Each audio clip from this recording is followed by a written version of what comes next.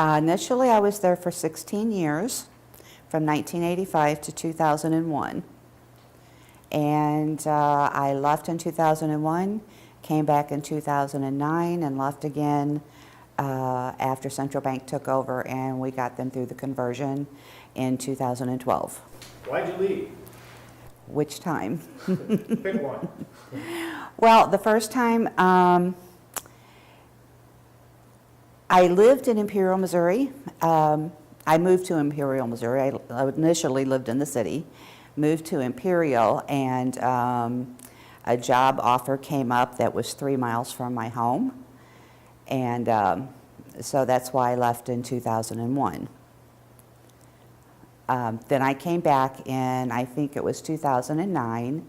A gentleman I had worked with prior became president of Gateway Bank. I worked again as senior vice president of operations. And I was there when the bank failed, and then stayed for about 2 years to help Central Bank of Kansas City get acclimated and worked on the conversion from our system to their system. Boy, tell me about the failure. What was that atmosphere like? Sad, very, very sad.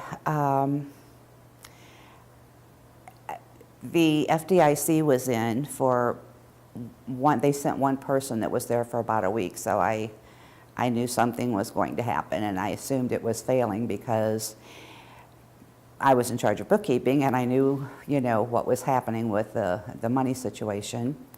And I always worked very closely with the bank examiners because compliance was, operations compliance was one of my responsibilities. So, it was pretty clear what was going to happen. We just didn't know exactly what day until the day it happened. So. Compliance was not optional. No, oh no. That was one of my many responsibilities. I think that's why I stayed there so long, because I had worked at 2 large banks, and you kind of get acclimated into one area. When I came to Gateway in 1985, it had way too many employees for the size of the bank. As people left, I was given their responsibility as management left.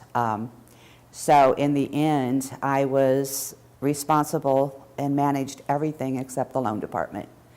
And I guess that's why I always stayed, because it was always such a challenge.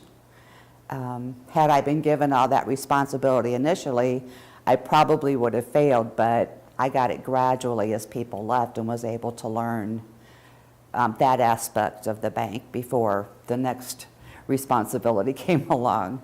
So it was always a challenge and always very interesting. Barbara, can you convey in layman's terms that are not bank specific what happened at the end?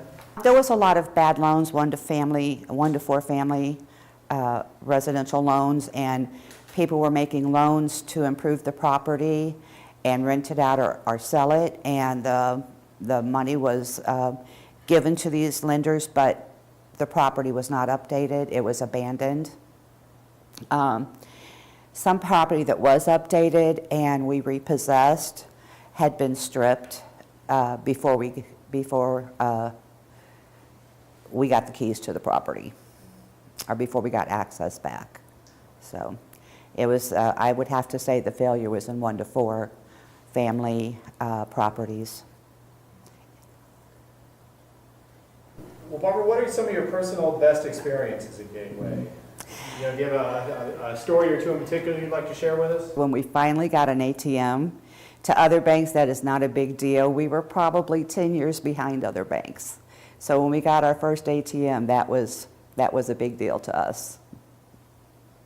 So what was of greatest importance to you regarding Gateway and its role in the community? Customer service, and we excelled at customer service. You didn't hesitate there at all? Nope.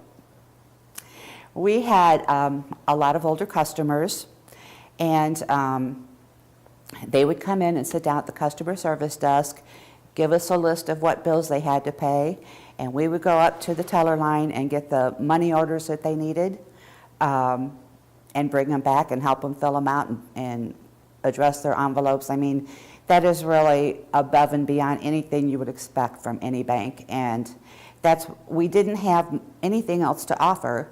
You know, like we didn't have online bill payment or online banking or any of the other frills that the other banks had, but we had customer service down pat. We did an excellent job with that. Well, people could bring their bills in and get them paid. You didn't need online bill paying. No, no, and you know, and there were certain customers that every month you knew when they were coming and you'd be ready for them. And if our customers walked into our bank, they were greeted by their name. And I think, you know, that's why we had a really dedicated customer base, because it's like walking into Cheers. Everybody knows your name and you know, speaks to you and says hello and, you know, ask how the kids are doing. So, yeah, I think that was our niche. When you heard the bank was going to close, were you surprised? Not sitting from where I was sitting, I was not. I was. You knew? Pretty much, yeah. You knew the numbers? Yeah.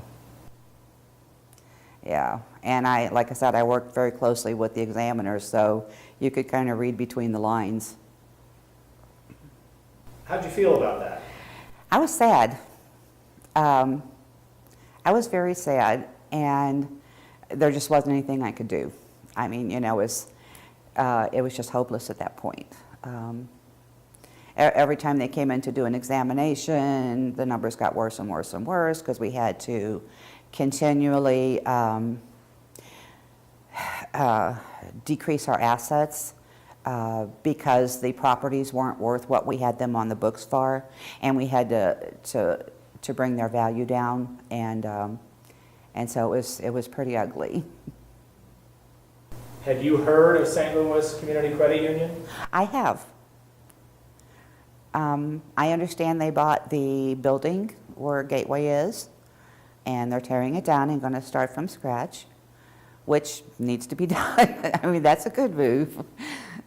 That building was in pretty bad shape. So what do you think about that whole relationship? Well, you know, when I heard that they were going to honor Gateway in the process, I thought that was pretty amazing. You know, they don't have to do that, but I think it's pretty noble of them. Honor them by bearing their name. Right. Mm-hmm. So Gateway lives on. Right. But I mean, is the notion that the name lives on, is that important? I think it is.